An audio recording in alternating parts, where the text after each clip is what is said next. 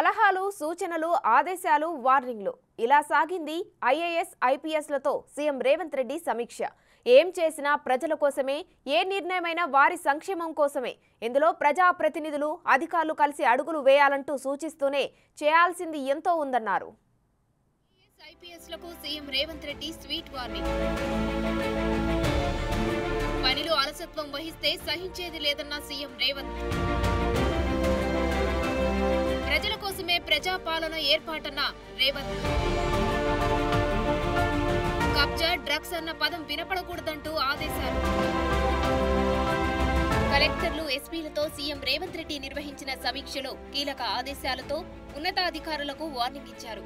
ప్రభుత్వం చాలా open mind తో ఉందని, అధికారులు ఇచ్చే సలహాలు, సూచనలు కూడా ప్రభుత్వం తీసుకుంటుందన్నారు.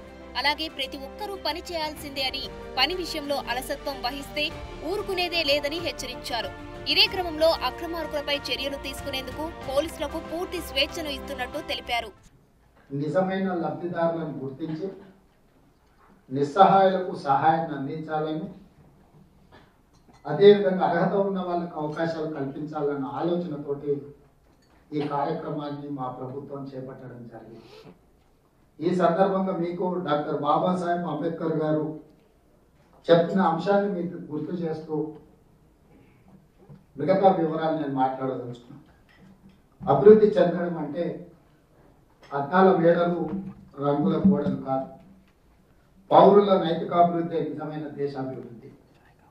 అంటే అద్దాల మేడలు కట్టో, రంగుల గోడలు చూపించో అభివృద్ధి జరిగిందే అని ఎవరైనా భ్రమపడితే తద్వారా పేద ప్రజలకు ఎలాంటి ప్రయోజనం లేదు.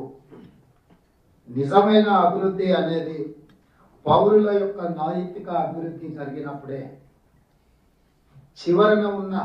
చివరి వరుసలో ఉన్న పేదవాడికి సంక్షేమ పథకం అందినప్పుడే ఈ రాష్ట్రం కానీ దేశం కానీ అభివృద్ధి చెందినట్టు భావిస్తుంది కాంగ్రెస్ పార్టీ, మేము. అందుకే ఈరోజు చివరి వరుసన నిలబడ్డ తండాలలో, గూడాలలో, మార్పుల పల్లెల్లో ఉండే ప్రతి పేదవాడికి ప్రభుత్వం అందించదలుచుకున్న సంక్షేమ పథకం చేరాలంటే చేరవేయాల్సిన వారసులు మీరే. మీ మీదనే మా ప్రభుత్వం పూర్తి స్థాయిలో బాధ్యత పెట్టి, నమ్మకంతో, విశ్వాసంతో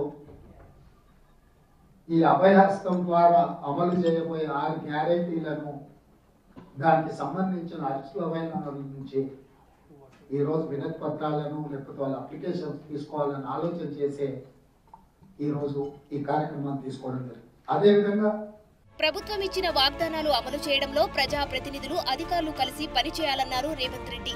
ఎన్నికల్లో ఇచ్చిన గ్యారంటీలు అమలు చేయడానికి సచివాలయంలో తీసుకున్న ప్రతి నిర్ణయం అమలు చేసే బాధ్యత కలెక్టర్లు, ఎస్పీలదే అన్నారు. ప్రజాపాలనతో గ్రామ సభలు నిర్వహించి లబ్ధిదారులకు పథకాలు అందాలన్నారు. నిజమైన లబ్ధిదారులను గుర్తించి నిస్సహాయులకు సహాయాన్ని అందించాలని, అదేవిధంగా అర్హత ఉన్న వాళ్ళకు అవకాశాలు కల్పించాలన్న ఆలోచనతోటి ఈ కార్యక్రమాన్ని మా ప్రభుత్వం చేపట్టడం జరిగింది. ఈ సందర్భంగా మీకు డాక్టర్ బాబాసాహెబ్ అంబేద్కర్ గారు చెప్పిన అంశాన్ని మీకు గుర్తు చేస్తూ మిగతా వివరాలు నేను మాట్లాడదలుచుకున్నాను. అభివృద్ధి చెందడం అంటే అద్దాల మేడలు, రంగుల గోడలు కాదు. పౌరుల నైతికాభివృద్ధి నిజమైన దేశాభివృద్ధి. అంటే అద్దాల మేడలు కట్టో, రంగుల గోడలు చూపించో అభివృద్ధి జరిగిందే అని ఎవరైనా భ్రమపడితే తద్వారా పేద ప్రజలకు ఎలాంటి ప్రయోజనం లేదు. నిజమైన అభివృద్ధి అనేది పౌరుల యొక్క నైతిక అభివృద్ధి జరిగినప్పుడే, చివరి వరుసలో ఉన్న పేదవాడికి సంక్షేమ పథకం అందినప్పుడే ఈ రాష్ట్రం కానీ దేశం కానీ అభివృద్ధి చెందినట్టు భావిస్తుంది కాంగ్రెస్ పార్టీ, మేము. అందుకే ఈరోజు చివరి వరుసన నిలబడ్డ తండాలలో, గూడాలలో, మార్పుల పల్లెల్లో ఉండే ప్రతి పేదవాడికి ప్రభుత్వం అందించదలుచుకున్న సంక్షేమ పథకం చేరాలంటే చేరవేయాల్సిన వారసులు మీరే. మీ మీదనే మా ప్రభుత్వం పూర్తి స్థాయిలో బాధ్యత పెట్టి, నమ్మకంతో, విశ్వాసంతో ఈ అభయహస్తం ద్వారా అమలు చేయబోయే 6 గ్యారెంటీలను, దానికి సంబంధించిన అర్హులైన నుంచి ఈరోజు వినతి పత్రాలను లేకపోతే వాళ్ళ అప్లికేషన్స్ తీసుకోవాలని ఆలోచన చేసే ఈరోజు ఈ కార్యక్రమాన్ని తీసుకోవడం జరిగింది. అదేవిధంగా అక్రమార్కులపై చర్యలు తీసుకునేందుకు పోలీసులకు పూర్తి స్వేచ్ఛ ఇస్తున్నామన్నారు రేవంత్ రెడ్డి. భూ కబ్జాదారులపై కఠినంగా వ్యవహరించాలని, భూ కబ్జా అనే పదం రాష్ట్రంలో వినిపించకూడదన్నారు. బుక్ మై షో, సన్బర్న్ నిర్వహణపైన పోలీసులు నిఘా పెట్టి అసలు విషయాలు తేల్చాలని అన్నారు. సన్బర్న్ ఈవెంట్ను మహారాష్ట్ర, కర్ణాటక ప్రభుత్వాలు నిషేధించాయి. వీటి వెనుక ఎవరున్నా వదిలిపెట్టవద్దన్నారు. గంజాయిపై పోలీసులు కఠినంగా వ్యవహరించాలని, గంజాయి విస్తరణ కాలేజీలకు కూడా చేరిందన్నారు. నకిలీ విత్తనాల సరఫరాపై నిఘా పెట్టాలన్నారు. ఫైనల్ గా నకిలీ విత్తనాలు ఇది టెర్రరిజం కంటే ప్రమాదకరమైనది.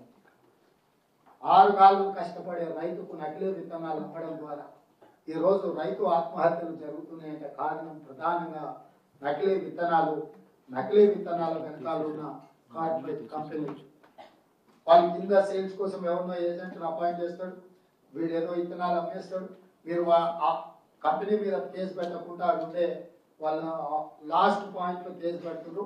వాడు జయ బజరంగ బలి అని పెడతాడు, తీయగానే శ్రీ వెంకటేశ్వర అని పేరు మార్చేస్తాడు. లైసెన్స్ తప్పుడు పేరు మీద తీసుకొని అంతకుముందు అన్న పేరు మీద ఉంటే మీరు నోటీస్ ఇవ్వగానే ఫ్యామిలీలో ఇంకొక మెంబర్ మీద తీసుకొని సింపుల్గా దాని బోర్డు తిప్పేసి నడుస్తుంది.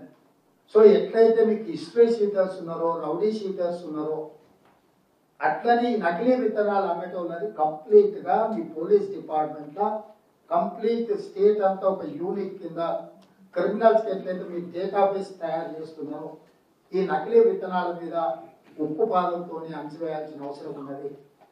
జిల్లాలకు మంత్రులు, ప్రతి సెగ్మెంట్ కు స్పెషల్ ఆఫీసర్ను నియమిస్తామన్నారు. గ్రామ సభల్లో ప్రభుత్వ సందేశాన్ని ప్రజలకు అర్థమయ్యే విధంగా వినిపించాలని, అర్హులైన ప్రతి ఒక్కరికి సంక్షేమం అందించడమే లక్ష్యమన్నారు. తమతో పనిచేయడానికి అధికారులు ఎవరికైనా ఇబ్బందులు ఉంటే వెంటనే సీఎస్, డీజీపీకి చెప్పి తమ బాధ్యతల నుంచి తప్పుకోవచ్చన్నారు. శాసనసభ నియోజకవర్గానికి ఒక స్పెషల్ ఆఫీసర్ను డెప్యూట్ చేస్తుంది ప్రజాపాలన కోసం. 119 శాసనసభ నియోజకవర్గాలకు 119 మంది స్పెషల్ ఆఫీసర్లు అక్కడ వచ్చి కూర్చుంటారు. వాళ్ళు అక్కడ ఉన్న మండలాలను, ప్రతి మండలాన్ని 2 వర్టికల్స్ కింద డివైడ్ చేస్తారు. 2 వర్టికల్స్లో ఒక వర్టికల్కి ఎంఆర్ఓ, ఇంకొక వర్టికల్కి ఎంపీడీఓ గారు బాధ్యత వహిస్తారు. వాళ్ళ కింద ఆఫీసర్ స్ట్రక్చర్ ఉంటుంది. ప్రతి అధికారి రోజుకు 2 గ్రామాలు, ఉదయం 8 గంటల నుంచి 12 గంటలకు ఒక గ్రామం, 2 గంటల నుంచి 6 గంటల వరకు ఇంకొక గ్రామం. ఈ అప్లికేషన్ తీసుకోవడం, ఇవన్నీ చేయడం పోలీస్ డిపార్ట్మెంట్ అండ్ ఈ స్పెషల్ ఆఫీసర్ లోకల్ కోఆర్డినేషన్ చేసుకొని ఏ గ్రామంలో గ్రామ సభ జరగబోతుందో ముందే అక్కడికి వెళ్ళి మహిళలకు సపరేట్గా లైన్ ఇవ్వండి, అందరిని కలిపి గుమిగూడి దాన్ని ఇబ్బంది జరగకుండా మహిళలకు ప్రత్యేకమైన కౌంటర్లు పెట్టించండి. మిగతా వాళ్ళని కూడా స్ట్రీమ్ లైన్ చేసి ఫస్ట్ కమ్ ఫస్ట్ లాగా లైన్లో పెట్టించి అధికారులు కూడా అందరూ ఉండి మేము ఒక నోట్ చీఫ్ సెక్రటరీ గారు ఇక్కడ నుంచి మీరు పూజ చేస్తారు, ఓపెనింగ్ రిమార్క్స్ అక్కడికి వెళ్ళిన అధికారి చదివి వినిపించాలి. పర్పస్ ఏంటి? ప్రతి 4 నెలలకు ఒకసారి గ్రామ సభలపై సమీక్షలు ఉంటాయన్నారు సీఎం రేవంత్ రెడ్డి. ఎస్ఆర్ శంకర్ ను ఆదర్శంగా తీసుకుని ప్రతి ఒక్క అధికారి విధులను నిర్వర్తించాలి. మాది ఫ్రెండ్లీ గవర్నమెంట్, ప్రజల చేత ఫ్రెండ్లీగా ఉన్నంత వరకే ఫ్రెండ్లీ గవర్నమెంట్. అధికారులు సంక్షేమం అమలులో నిర్లక్ష్యంగా వ్యవహరిస్తే కఠినంగా వ్యవహరించాల్సి ఉంటుందన్నారు.